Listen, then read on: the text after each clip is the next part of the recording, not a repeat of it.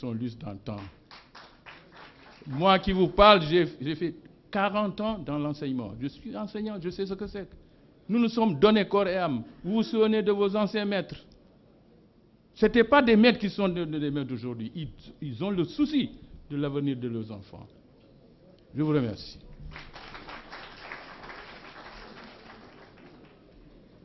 Et M. Yadma Fall de l'Association des handicapés se prépare comme dernier intervenant de cette série Société civile. Merci beaucoup. Monsieur le Président de la République, Monsieur le Président de l'Assemblée nationale, Madame la Présidente du Conseil économique, social et environnemental, Monsieur le Ministre de l'Intérieur, Monsieur le Ministre directeur de cabinet du Président de la République, Madame, Messieurs les membres du gouvernement, chers compatriotes, je voudrais à l'entame de mes propos remercier le Président de la République d'avoir invité l'ONCAV à ce dialogue. L'ONCAV, une association nationale reconnue d'utilité publique par le gouvernement du Sénégal depuis 1996.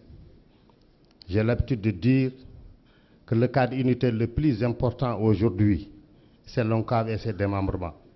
Ici au plateau, Monsieur le Président de la République, l'ASC Sandial du plateau, c'est le cadre unitaire le plus important. C'est parce que c'est dans cette association qu'on retrouve toutes les couches sociales de la société, que ce soit des politiques, que ce soit des religieux, tous de près ou de membres, tous ceux qui sont dans cette salle-là, de près ou de loin, sont membres d'une association sportive et culturelle qui est un démembrement de l'ONCAV.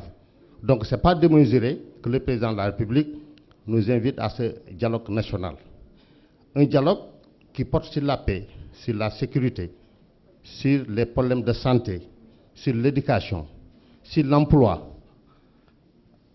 en gros, sur le développement du Sénégal. Je pense qu'on ne peut pas trouver un cadre plus important que cela.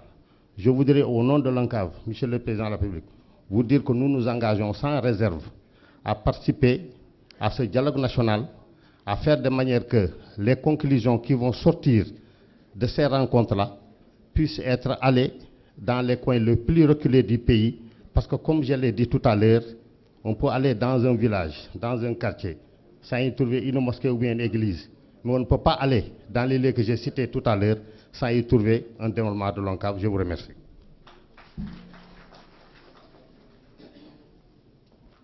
M. Yadma Fall.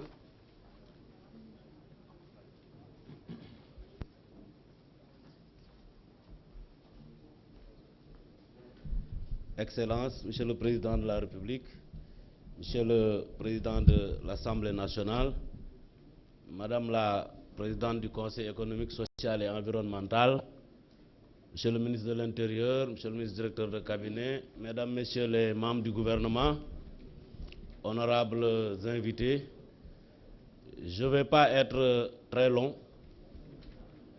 Je voudrais simplement, au nom de la Fédération sénégalaise des associations de personnes handicapées, me réjouir et exprimer notre profonde gratitude au Président de la République de nous avoir associés à ce dialogue national.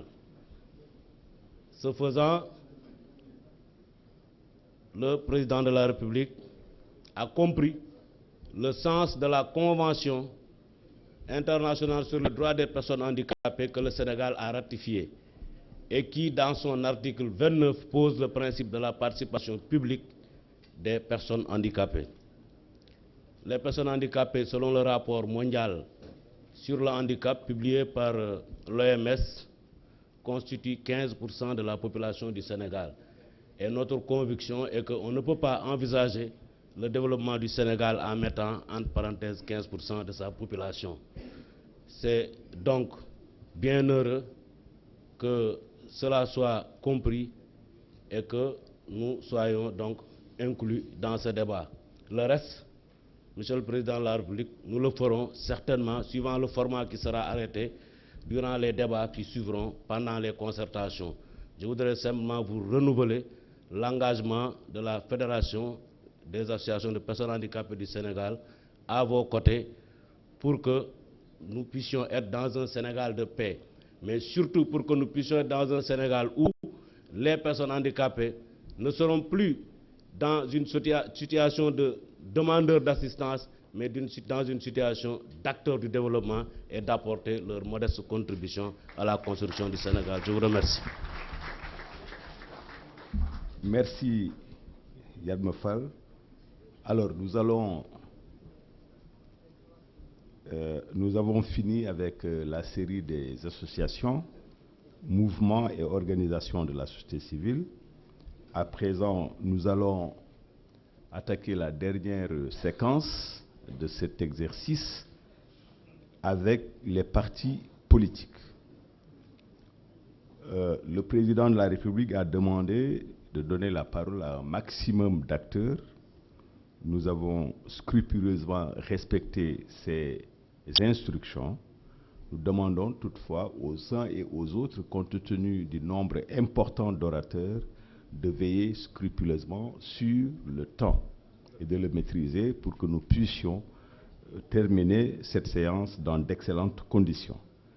Ceci dit, je donne la parole à Madame Nicole Gakou pour le compte d'une liste de l'opposition qui nous a été transmise tantôt. Madame Gakou.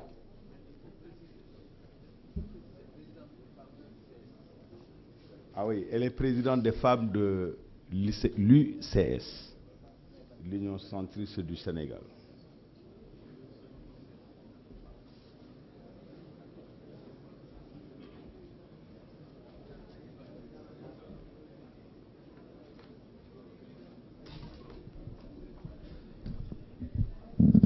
Merci beaucoup.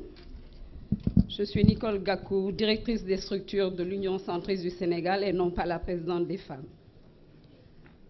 Excellences, Monsieur le Président de la République, Monsieur le Président de l'Assemblée nationale, Madame la Présidente du Conseil économique, social et environnemental, Monsieur le Ministre de l'Intérieur, Mesdames, Messieurs les membres du gouvernement en vos titres et grades respectifs, Messieurs les représentants des familles religieuses et de l'Église, Mesdames, Messieurs les représentants de la société civile et des organisations patronales, Mesdames, Messieurs les représentants de l'opposition. Notre parti, l'Union centriste du Sénégal et son leader, le Dr Abdoulaye Baldé, expriment leur satisfaction à être présents ce 28 mai 2016 pour participer à un dialogue national que nous souhaitons franc afin de discuter des problèmes nationaux. Nous avons toujours invité le président Macky Sall à instaurer le dialogue politique avec toutes les composantes de la nation et en premier son opposition, sur des sujets d'ordre national qui engagent le Sénégal sur la cohésion sociale, la défense, la sécurité ou la recherche du consensus politique électoral. L'UCS respecte la décision souveraine du peuple sénégalais, même si l'opportunité de discuter des réformes institutionnelles ne nous a pas été donnée. Notre parti, l'UCS, pour notre parti, l'UCS, le dialogue doit prendre en compte l'appropriation du PSE, sa vision, son contenu, l'apaisement du climat politique et social, notamment au niveau de l'éducation, la santé, l'emploi et l'entreprise, la problématique des inondations et du foncier, l'évolution récente de la dette extérieure du Sénégal, mais aussi tous les emprunts en négociation, car il y va du devenir de la jeunesse de notre pays, mais aussi des générations futures. Du statut de l'opposition, du financement des partis devant permettre plus de transparence et de démocratie dans la vie politique, du respect des droits de l'homme, de la séparation des pouvoirs. Les discussions devront aussi porter sur la transparence et de la fiabilité du processus électoral. Monsieur le Président de la République, nous prônons un dialogue politique constant, franc, sincère, soutenu et inclusif dans notre pays.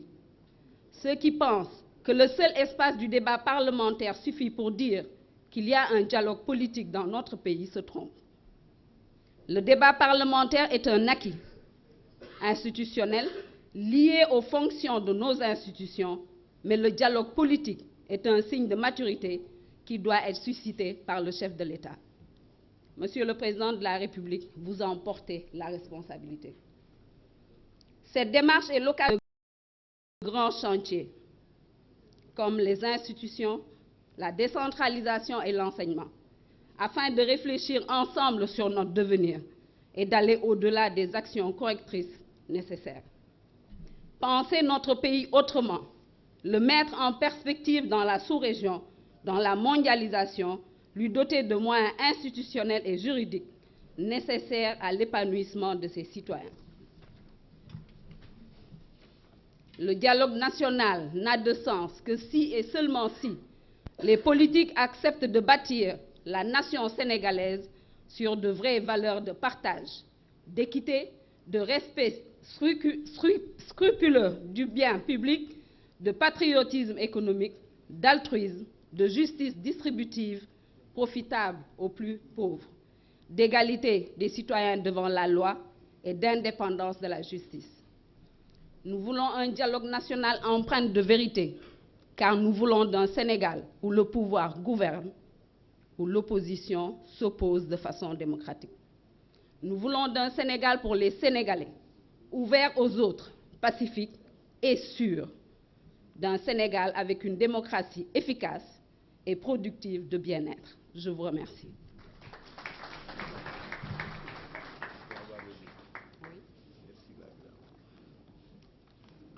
Voilà, merci Madame Nicole Gakou. Je passe la parole à présent à Maguette Ngom, les Républicains.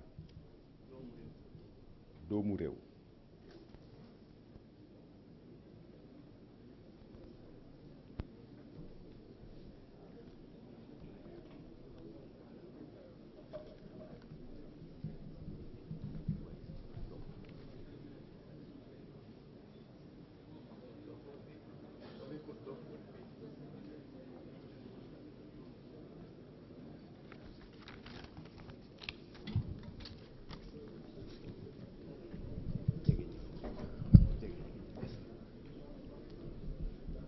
Excellences, Monsieur le Président de la République, Monsieur le Président de l'Assemblée nationale, Madame la Présidente du Conseil économique, social et environnemental, Monsieur le Premier ministre, Mesdames, Messieurs les ministres, Madame la Présidente du Haut Conseil du dialogue social, Mesdames, Messieurs les représentants des partis politiques, Mesdames, Messieurs les représentants de la société civile, Messieurs les représentants de la chefferie religieuse et traditionnelle, Mesdames, Messieurs les représentants des centrales syndicales, Monsieur le Président de la République, après votre éclatante victoire à ce référendum qui avait l'allure d'une élection présidentielle, vous auriez pu, comme le dit l'adage, dormir tranquillement sur vos lauriers.